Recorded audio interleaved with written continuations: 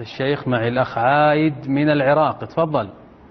السلام عليكم ورحمة الله وبركاته. وعليكم السلام ورحمة الله وبركاته. الصلاة والسلام على سيد المرسلين على محمد وعلى آله.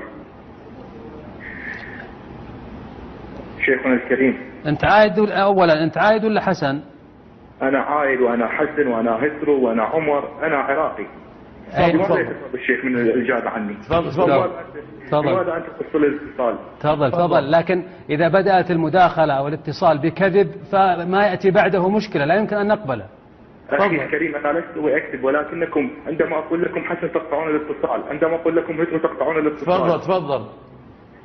أنا أريد أن جواب من الشيخ، ورجاء لا تتجاهل أسئلتي، كل مرة تتجاهل أسئلتي ولا يجاوب الشيخ الكريم. لأنها مغرضة وليست حقيقية يا حسن يا عمر يا عايد. أخي الكريم، السؤال لك الآن. تفضل. ما هو موقفكم من الخليفة الأموي يزيد وما فعله في كربلاء؟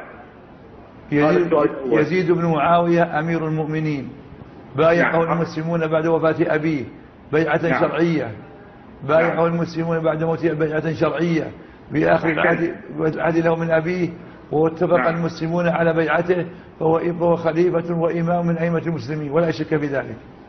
أحسن. والآن شيخنا الكريم، ألو. نعم. والآن شيخنا الكريم، فما وقفك في قول الذي ذكر في مسند أحمد وذكر في صحيح البخاري في كل الكتب أن الحكم بعد رسول هذا الإمام الحسن 30 سنة، الحكم 30 سنة ثم يصبح ملكا عواضا، ويقول لا يجوز الحكم للطلقاء ولا ابن الطلقاء. مش واضح سؤالك، مش واضح. هنالك حديث الرسول الكريم صلى الله عليه وآله وسلم يقول لا يجوز الحكم لا للطلقاء ولا لابن الطلقاء. ما له أصل. معاوية رضي الله عنه وأرضاه من اسم فتحه، هو صحابي جليل وأول ملوك الإسلام، وأبو سفيان من خيار الصحابة، كل هؤلاء من خيار الصحابة رضي الله وأرضاهم. إذا السؤال الأخير لك وأختم مداخلتي. ألم يقول الرسول الكريم يا عمار تقتلك الفئة الباغية؟ أليس معاوية باغي؟ باغي؟ إيه. لا، معاوية إمام عادل ليس باغي. إذن الرسول يكذب؟ إمام عادل رضي الله عنه.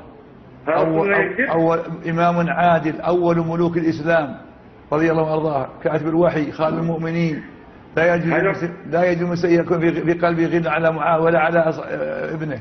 يجب أن نحبه، مع كان صحابي جليل نحبه لأنه صحب رسول الله صلى الله عليه وسلم بدين وأمانة. إذن هل الرسول لا يكذب؟ حاشا وكلا. إذن كيف قال عمار قتله معاوية؟ إذن معاوية باغي؟ أبدا لا، حاشا وكلا. من قتل عمار بن ياسر؟ صحابي جليل من سب معاوية فقد أخطأ الرسول. من قتل عمار؟ يا أخي معاوية صحابي جليل لا إشكال فيه. من قتل عمار بن ياسر؟ ما دعني في هذا الشيء. معاوية إمام جليل. لا تهرب. من قتل عمار بن ياسر؟ تخسى يا كذاب يا حقير.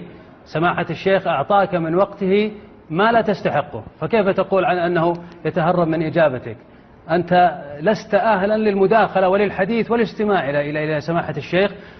أنت بهذا تقر أن متى ما أعطيت الفرصة يعني تكشر عن أسنانك العفنة وعن وجهك القبيح، كما أنتم دائما أيها الرافضة في فسقكم وكفركم إلا من رحم ربنا جل وعلا.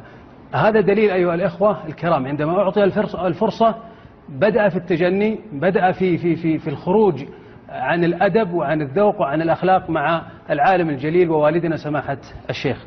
شكرا لسماحة الشيخ، السلام عليكم.